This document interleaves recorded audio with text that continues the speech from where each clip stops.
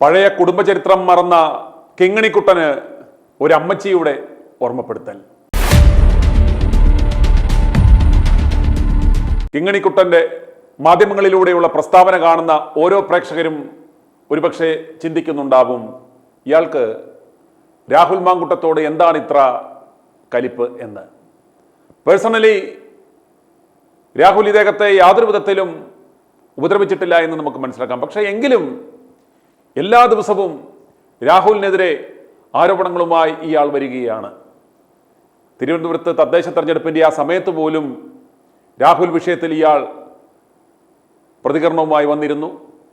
അത് പാർട്ടിയെ കുറച്ചൊന്നുമല്ല പ്രതിരോധത്തിലാക്കിയത്, നമുക്കറിയാം.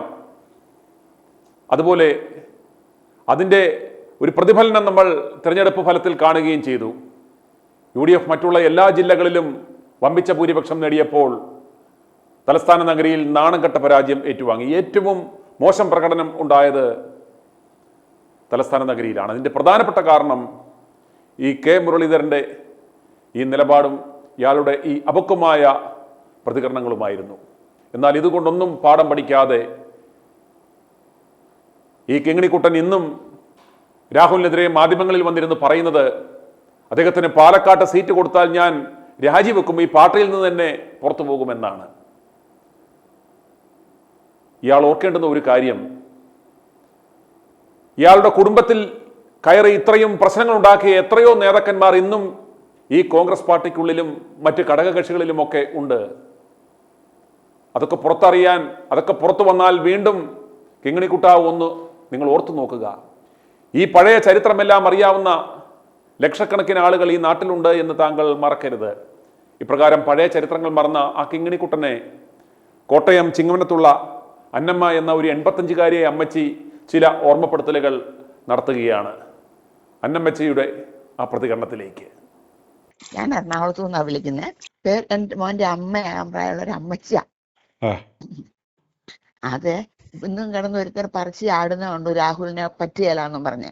ആരാന്നറിയാവോ? കെ മുരളീധരൻ. അവന്റെ തന്ത കെ കരുണാകരൻ.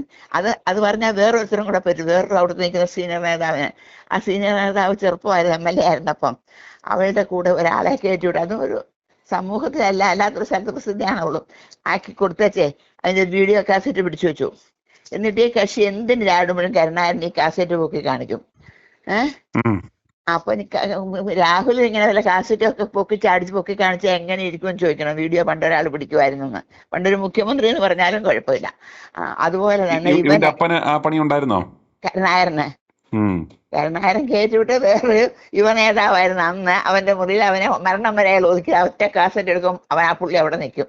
അവനൊക്കെയാണ് സദാചാരം പ്രസംഗിക്കുന്നത്. വേറൊന്ന് ഇവനെ ഞാൻ എങ്ങനെ മോനോട് പറയണേ,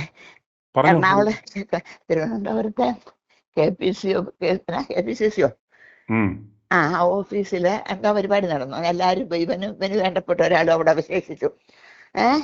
അത് കഴിഞ്ഞ് എല്ലാം കഴിഞ്ഞപ്പോ ഒരു തുള്ളി വെള്ളമില്ല ടോയ്ലറ്റിലെങ്ങും. ഇവൻ അന്ന് കുപ്പിവെള്ളം എടുത്താണ് കഴിയത്.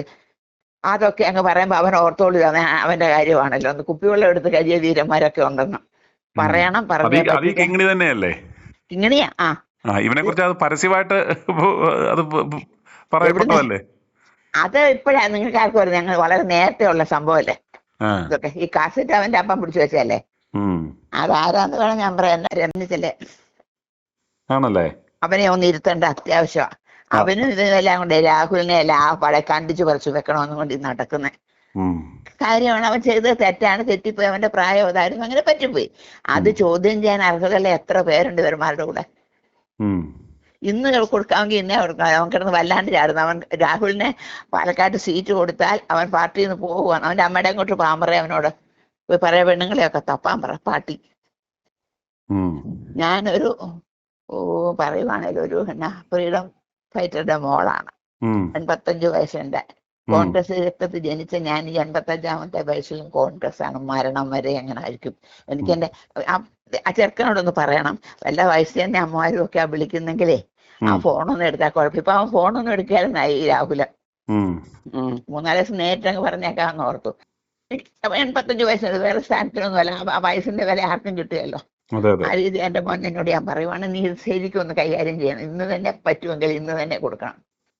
അവനെ ഒന്ന് ഒതുക്കണം, വലിയ പുണ്യ. അവന്റെ പെങ്ങള് ഉം. മൂവാറ്റുപുഴ ഒരു അവന്റെ അമ്മ ഇട്ടിരിക്കുന്ന പേര് വടയശീന. ഉം. അമ്മയുടെ അവന് അന്ന് ഇവൻ നാരായണി പമ്പർനോത്തി കൊണ്ട് അമേരിക്കയ്ക്ക് ട്രീറ്റ്മെന്റിന് പോയി. ഉം. ഇവരൊന്നും ABCD അറിയത്തില്ലല്ലോ. ഉം. ഇവിടെ അമ്മ കൂടെ ഉണ്ട്. പിന്നെ ഒരു ഒരു കലക്ടർ ഉണ്ടായിരുന്നു, ഒരു ഉം. അവനായിരുന്നു കൂടെ. സംസാരിക്കാനൊക്കെ ആള് വേണ്ടേ,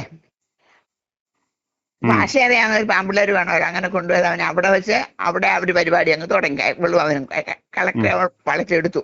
ആ കളക്ടറുടെ ഭാര്യ ഒരുമിച്ച് പഠിച്ചപ്പം പ്രേമിച്ച് കയറിയ നോർത്ത് ഇന്ത്യക്കാരിയായിരുന്നു, ഹിന്ദു. അവർക്ക് 2-3 പിള്ളേരും ഉണ്ട്.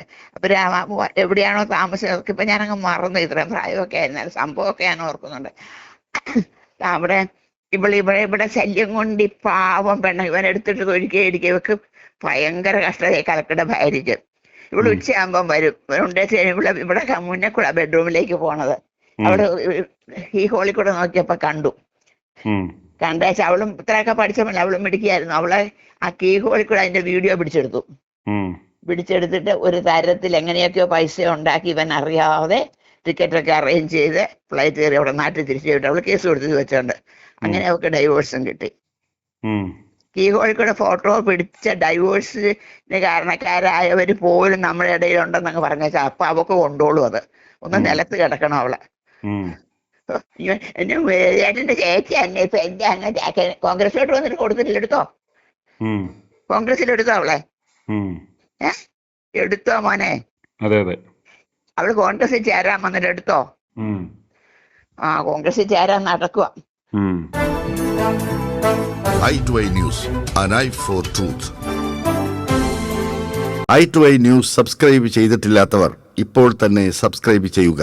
നോട്ടിഫിക്കേഷൻ ലഭിക്കുവാൻ ബെൽ ബട്ടണും അമർത്തുക.